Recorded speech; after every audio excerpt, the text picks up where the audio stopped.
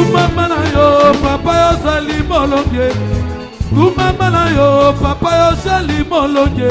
Molonge ye ye yo molonge ye ye yo molonge ye ye molonge. Kumama na yo papa yo sali molonge. Molonge Kumama na yo papa yo sali molonge. Molonge ye ye molonge ye ye ye molonge ye ye molonge ye ye. Ayi babe ngaki ngeko mabalobi na kobota te. Nakobota te. Ngaki ngeko mabalobi na kobota te. Na bote ye ye na bote ye ye na bote ye ye na bote. Kumama na yo papa yo sali molonge. Kumama na yo papa yo sali molonge. Oya Yesu na longe. Yesu Yesu na longe. Bituma yo kotinga na longe. Bituma yo budinga na longe. Orotologi ya Yesu na longe. Na longe Ya Yesu na longe. Bituma yo budinga na longe. Bituma yo budinga na longe. Ana yemeli mokozi zambe na ngai. Alléluia, kebo, kebo, Hosanna na Yahweh. Kebo, kebo, Hosanna na Yahweh. Alléluia, kebo, kebo, Hosanna na Yahweh. Kebo, kebo, Hosanna na Yahweh. Alléluia, alléluia, alléluia, na mokozi. Alléluia, alléluia, alléluia na papa. Na nzambe bakobeta pona lokumu na mokozi. Alléluia, alléluia, alléluia na papa. Alléluia, alléluia, alléluia, alléluia, alléluia, alléluia, alléluia, yo yo, alléluia, yo yo, alléluia, alléluia, yo yo, alléluia, yo yo, alléluia, yo yo, alléluia.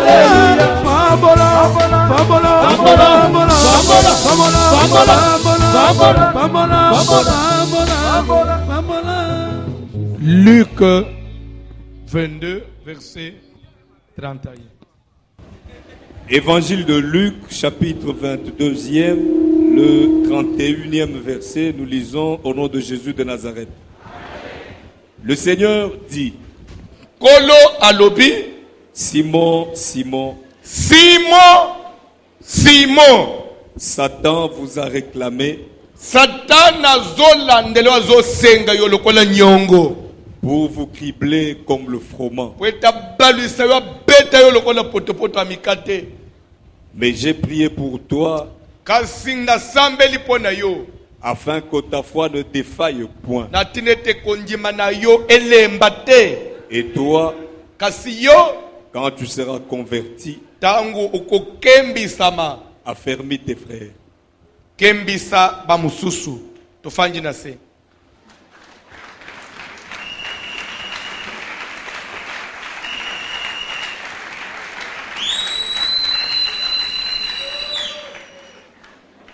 Nazana bezo pesanga matoi. Na banza tema na biso ya réclamation satanique. Ezali tema moko munene makasi. Et même cette clôture, c'est quelque chose qui s'est fait dans la précipitation. Beaucoup de gens bengi mais papa beaucoup ça biso boité. Amen. Amen. Kola pambola mutumoko. Je crois que ndenga to fanjao. Nani akotombola musapi ezala ba obayete. Ezala mutasambele atazole kana na balabala. Allo bakabika ka réclamation te atombola musapi. Réclamation tozo bika ngotongo mijipo. Reza musala moko munene na vie ya mutu. Na vie chrétienne. Réclamation qui niveau konjeba ya mutu te. Bande ku lere Jésus zo baluka zo benga Simon pona hotel seke Simon Simon. Simon na muka na pongi keba. Satan azala kia. Ayelo kola mutu ayeko senga nyongo. Na insistance azo senga ngai nini nazongisa yo epana ye. Mais j'ai prié réclamation ezali lokola mupepe etelemaka na vie ya moto. Bakotika yo okei okomi na niveau moko boye pa soki mupepe wana ebandi atoso okomaki na niveau nini, il faut bambana na se. Satan vous a réclamé. Satan veut te récupérer, il veut te ramener en arrière. Il y a aux autres trouvé mon 16 mois position. Satan il faut l'ongolo na position. Azongi son assez. Et puis les bafanja. Okoma ki pe mutu na mwa valeur. Lelo eza wapi? Mukili to fande za mukili ya. Ils ont dépendre na bisoté. Si tout dépendait des hommes, au cause de l'éloko zawanate. Kula pambola mutumoko. Les autres ont ba maman musuba fanyi na église. Les autres ont femme seule. Mais il y a 2 ans, 3 ans, ils m'ont assis à l'ébal. Parce que dirigeant on a ébé l'ébal il y a bien. Les autres ça. Quand musoko mona yeu, monié moins sérieux soit tolo n'importe quoi. Parce que ana libal pas bala kana esengo. Jamais na mutu na imaginer que akotika bana na ye 4. Comme ko boko na bango na mwasi mususu. Mais ça qui nini? Abala ki mazaki avertité que réclamation yak. C'est la vérité.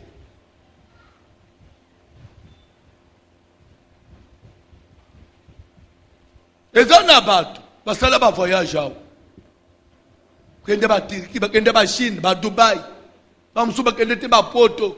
Mais les lois sana makokite ya kokenda tel Bumbashi awo. Pona nini? Détruit totalement.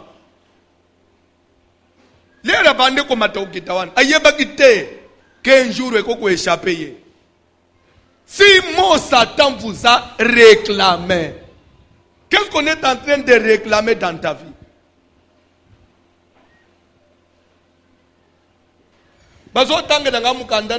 Job chapitre 33, papa Zobanda verset 19. Puisque Moussalo y a réclamation, quand bien même nous allons prier aujourd'hui. Mais avant de penser, je vais communiquer un autre jour. Il faut tous zonga les sous pour prier contre les réclamations. Nabande nyon soupe bazangi bazeki vraiment va prendre un retard. Il faut tous zonga surtout prier. Bako zoyote.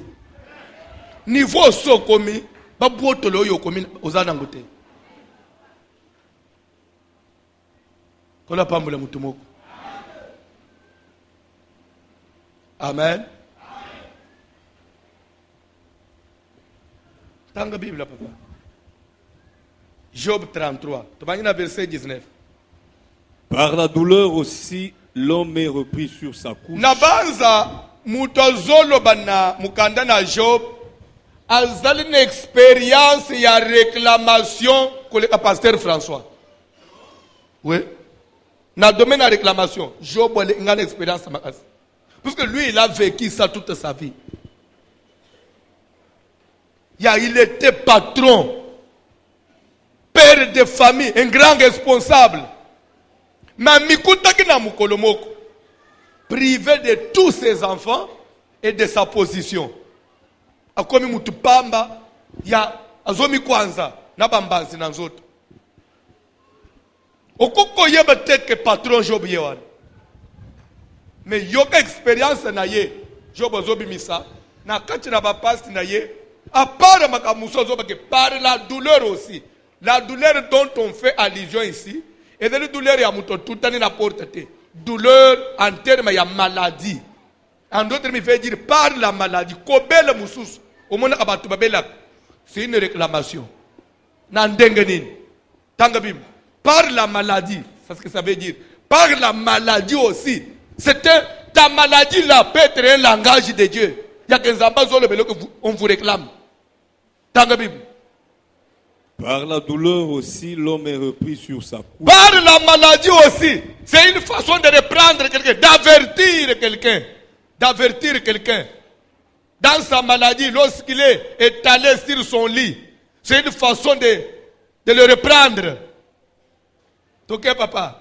Quand une lutte continue vient agiter ses eaux. lero maladie moko ya ezozwa tamula yi maladie moko ezosila te ekomi konyonga yo baluka bo mataboyi maladie moko yezoumela na nzoto ya mutu keba tokei. Alors il prend en dégoût le pain. oyo ozomona na mutu apeti ya biloko esili ye toke papa. Même les aliments les plus exquis. Quand on dit les aliments les plus exquis, ça veut dire quoi? Les aliments les plus préférés, les aliments de son choix. Bilei mutu abande ki kolela. Ndenga to fanja, mutu nyoso na plan na ye préféré. Hein? Neti ya yeza kanini? Yoka wo mbinzo tala te mo. Tala ni famu mbinzo. Hein? Moro le biso nzombo tuka vie moro zo imilie ngabo na miso abato alibi nzombo ya bo wayo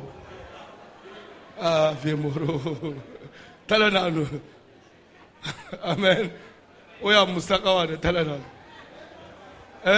nanga ingai wana penza lisala ngombe penza wana na grand hotel te na lisala.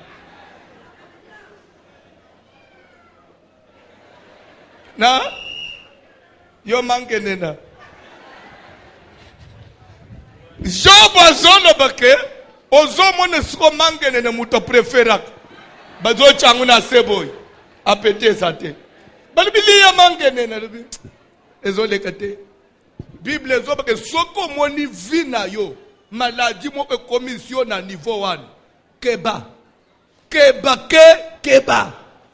dans la Bible, sa chair se consume et on disparaît. dit sa chair, moussouninaye, ezo tumba ma ezo sil. Ça veut dire quoi? L'amaigrissement exagéré. Moutozo konda silinzoto.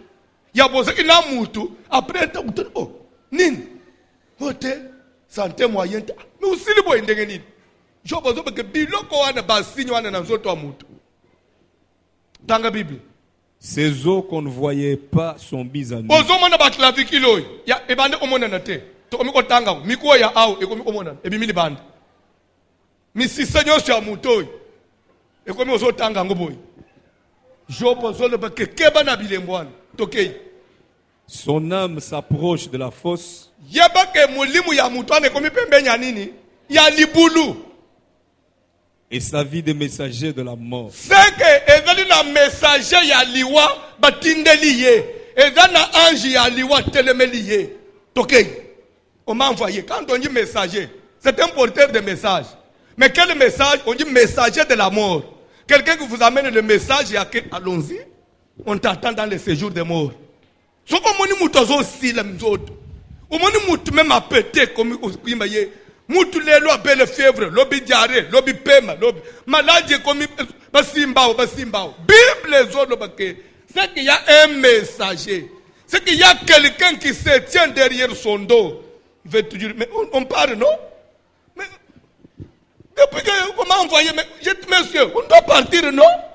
Tu me fais passer le temps pour rien. On parle où? Dans Liboulou, dans le cimetière. Ah même yo wap. Na bensek na cimetière en Kimkola te yo moko. Ouais dali Asia aucun nécropole te yo moko. Ouais na kamwaka bakino basa na makamu moko ya bango moko. Na kuta deba moko. Eh non. Vieux ya kena cercueil moko ya blague te. Au vrai cercueil. Cercueil lo kwa bulula. Kino zo lula cercueil. Au vrai vieux biba honoré ye. Kena ilo kwa blague te ouvre on t'a dit cercueil yango bande pardon na lula mutu kama cercueil te cercueil tina na muni ateza ya ndenge nini bazo changu na se ya nini ya mabele bazo finir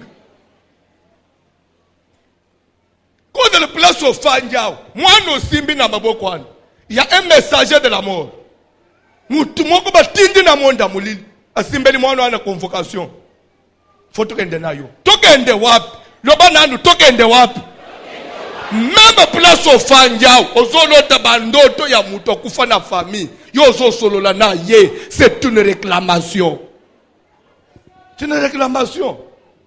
lelo na butu tozaki na mama na biso moyen te uti mama zoyebisa ngai ke okomi boye ndenge nini soki oza na kimia te tokende wapi yebise kende yo depo okende oyele biso nini tokende eza nelo kosengela oyina na vi neti liwa te bible ezoloba ke mieux vaut un chien mort, un chien vivant qu'un lion mort.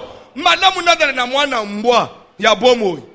Asana yevi mwana nanga mbwa na zobokole. Ke mutu ayelinga lion ya munene me ya ebembe. C'est que la mort, la vie est préférable à la mort. Mieux vaut un pauvre qui vit qu'un roi cadavre.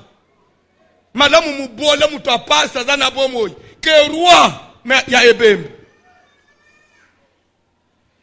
Réclamation ya liwa ya ba signe zo mikolo ozana ba fièvre moko ezo yeba na tinete o melikinine esimbite ozo ba antibiotique ezo simbate o papa sutomika ka ba 16 mutozo betanga ka na elongia eza ba signe mabe bandi ko muto ku fesenga kalala ka na sete nzoto na waneza ya malaji te prière to so sele même ba malaja pamba na nzoto no ekende musika tema na biso de destruction des réclamations sataniques.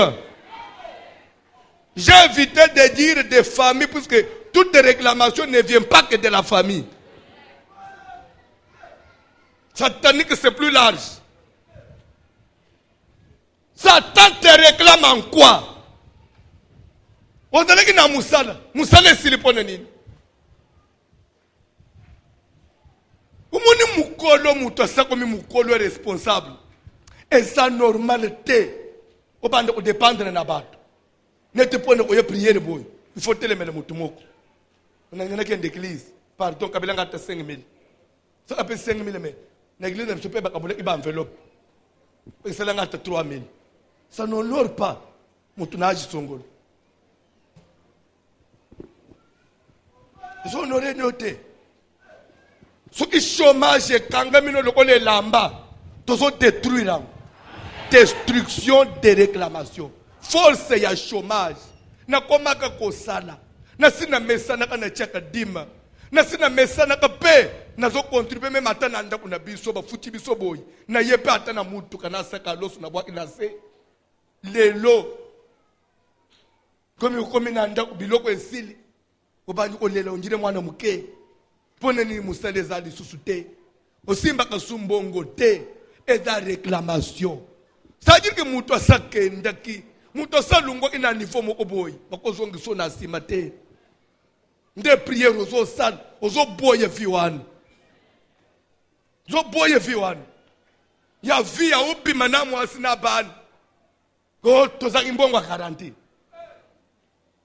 Ukende ufandele batu sima na ndakwa batu ubika sima batu na bana na yo ya ukumi na pongi folali ne moyen olale zate po bakolo ndako na balali te il faut balale po tanda na salon non to yebi Yesu po to suka bongo te Jésus faut jouer rôle na ye na vie ya mutu s'il vous plaît église bayeko libatele miseye mutu oya tiki famille atiki misala atiki ba intérêt na ye alangi yo sima na kolanda yo atiki ba intérêt makambu nsusu azaki nango toute autre chose qu'il trouvait avantage atiki yango pour te suivre toi. Dis-nous un peu pour cette personne là soru na ye kozala Jésus a dit à mon côté. Jésus a baluka lobio tuni ndenganini ba reprendre na tiki makambu na ngai na yelero na ofanda na kalembelembe pona kolanda liloba na zambi na kumi kolala libanda na bwaka ka moto soru na ngai ekozala Jésus azolo baboy pona mutu wana en vérité je vous dis na vie présente na vie sur terre na vie na ye ya boye akozela na centuple. Centuple, ça veut dire que 100 sur 100. Ça veut dire que s'il faut mariage, s'il faut que Simba Mbongo paye à normal. Adana besoin allié loko oye zana guna ye allié. Adana besoin là de lamba na ya lingi alat. Je donne 100 sur 100. Quand je suis retourné dans la Bible pour vérifier, au centuple veut dire quoi? Je me suis retrouvé dans un passage de Genèse 24. Au premier verset, la Bible me dit, Abraham devenait vieux et Dieu avait béni Abraham en toutes choses. Ça veut dire qu'Abraham avait eu le centuple dans sa vie sur terre. Dieu l'avait béni en toutes choses. Du côté mariage, Abraham était stable. Du côté maternité, fécondité, il avait de beaux enfants.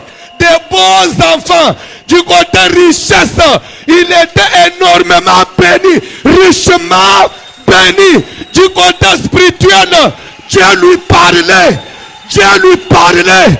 Abraham était constamment dans la présence du Seigneur. Toye Panazambe, pas pour échouer, pas pour être des mendiants, pas pour être malade, pas pour être infirme. S'il y a une force, même de ta famille, qui t'empêche de vivre tes droits en tant qu'enfant de Dieu, je lui ai dit pour Pierre, j'ai prié. Aujourd'hui nous allons prier. C'est le passage. C'est le passage. Mais s'il se trouve pour lui un ange intercesseur. La Bible dit ceci. Ce monsieur qui a perdu sa chair, ce monsieur qui a maigri, ce monsieur qui est malade, ce monsieur où il a frappé d'une lutte continue, maladie sur la carte, maladie chronique, incurable, médecine commis, moyen d'intervenir, résultat, messager yali wa telemelier, jobo zolo baboy, mutua na teli libule sikoma kipembeni, akoma kimakolo na lilite, soka beti libaku, yakozwa un seul intercesseur, qui intercède pour lui. Ça veut dire quelqu'un qui prie pour lui. Quelqu'un qui se met à genoux. Qui présente son dossier devant le trône. Cet homme-là ne mourra pas. C'est que, ce qu'il y a dans le Nouveau Testament, tout comme dans l'Ancien Testament, réclamation, remède dans l'intercession, la prière.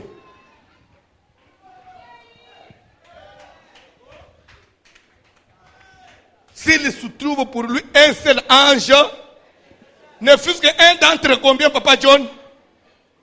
Mais s'il se trouve pour lui un ange intercesseur, un d'entre les 1000 qui annoncent à l'homme la voie qu'il doit suivre, Dieu a compassion de lui. Dieu aura compassion. Il faut que Dieu puisse avoir compassion de toi cet après-midi.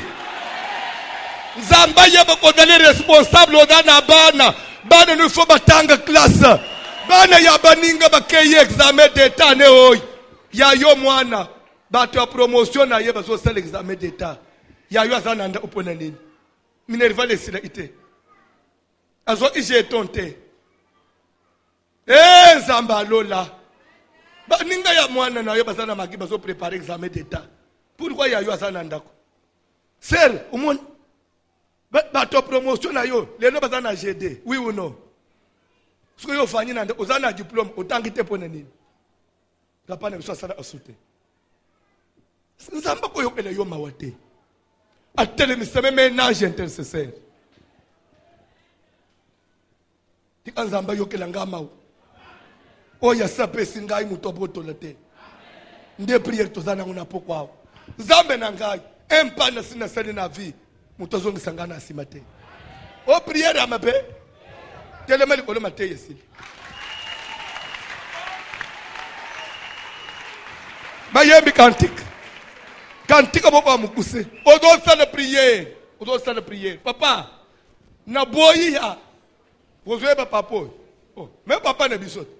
Mais bozoe ba teke bozo monete passer vraiment pour otunate. Nin, papa kotanda ko. Okotanda upona ni.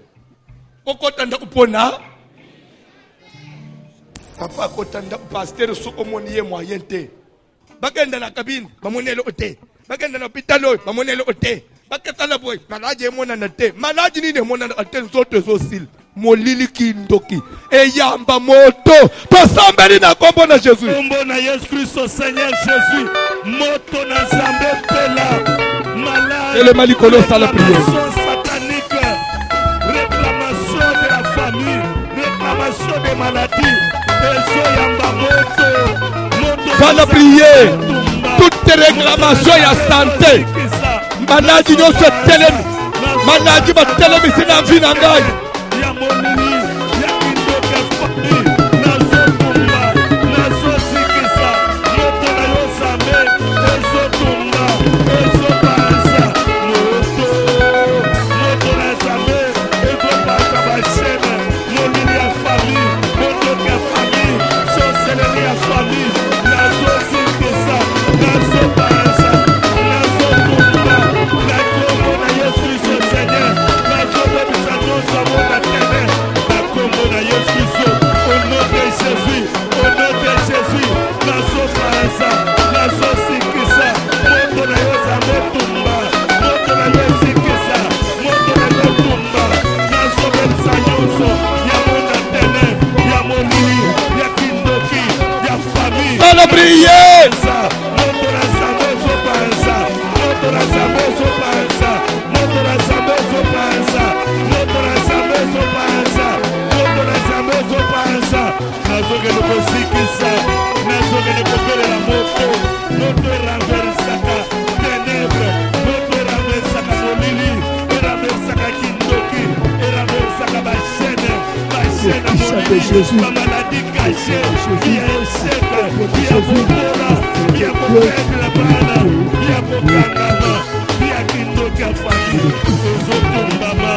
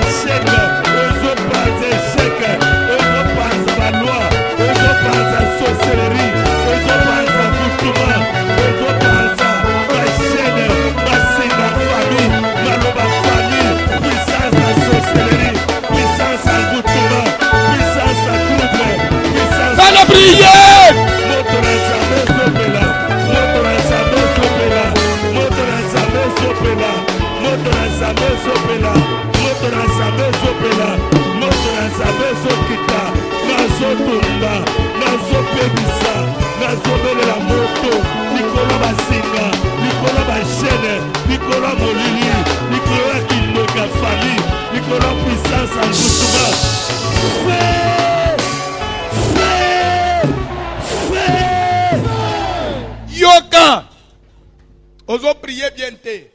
Tozo ba destruction des réclamations. Les réclamations, les détruire, parce que ce sont des forces qu'il faut détruire. Ozo kende ko prier ozo le banin. Je détruis toute force. Il y a ténèbres, il y a maladie. Tozana na po ya maladie. Toute maladie pouvant me clouer au lit. Toute maladie. Oye koko deko ka usanga inzoto. Maladie nyonso koko tsanga indaku. Na kombo na Jésus. Yokananu. Bande kutekana biso ini chose. Omoni vi omona ko. Vi eza alokola musala soda. Eza na ba soda akota armée. Ti mwana muke. Ti azui pension. Akatana lokolote. Akenda babitumba nyonso eleka na mboko. Atelisa si azoate. Musal vi omona ko. Eza neti vi ya kipilote. Na ba hotesse.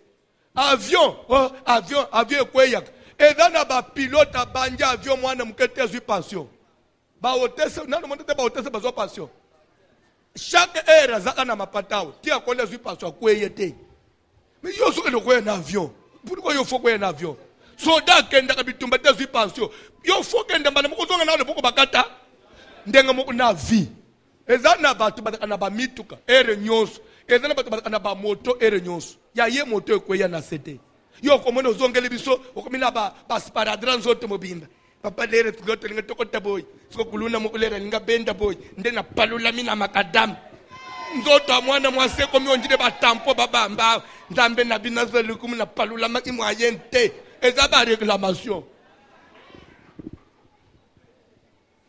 moto ifo kutana na kuluna kaka yayo Amen. ngai na yebisaka nzambe na bimi na ndaku na ngai nazana likambo na mutu te ndenga nazobima ndenga na kozonga. Amen.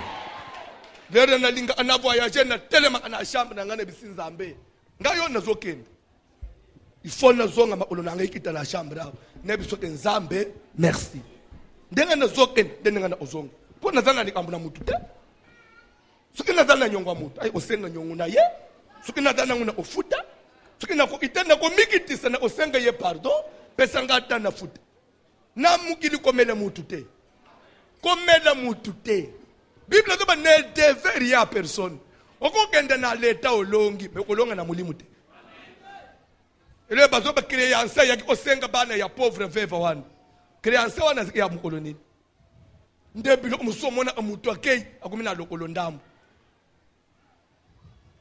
vie au Monaco, il y a des choses qu'il faut éviter.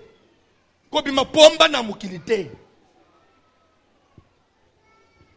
Parce que hier soir il fallait bima pomba. A telemi azonganga zoba na Jean 15, 31 Jésus zoba que je ne parlais guère avec vous. Le prince de ce monde vient, mais il n'a rien à moi. Mukole mukilo azoya, mais akokuta ngai na nyongo na yete. Jésus a évité nyongo à Satan. Bon yo faut beaucoup na bima na vie ya batu éviter vie ya batu ya mutu moko fuka makananda kwa lela na kombo na yo ça ne bénit pas au contraire Bible zoba ce qui tozi ba problème tout na batu bazo intercéder et non les gens qui nous accusent nzambe lobaka ka yo zala ate ye likambo te loba ozanzambe ya justice te okusalelo kote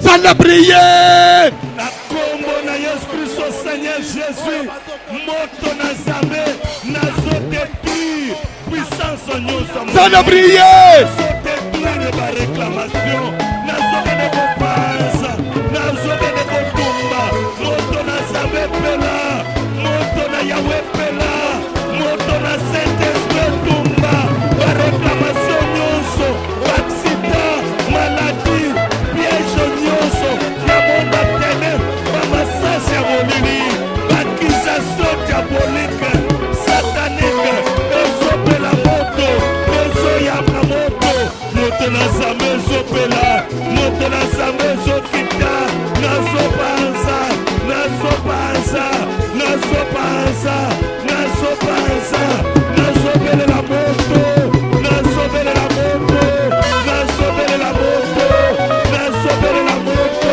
moto na zambe ezopela moto na yawe nazobele kotumba nyonso monde tene ya molili ya fami na kota ye kristo seigneur lodozali zambe moto epanza moto etumba moto ezikisa ça la prière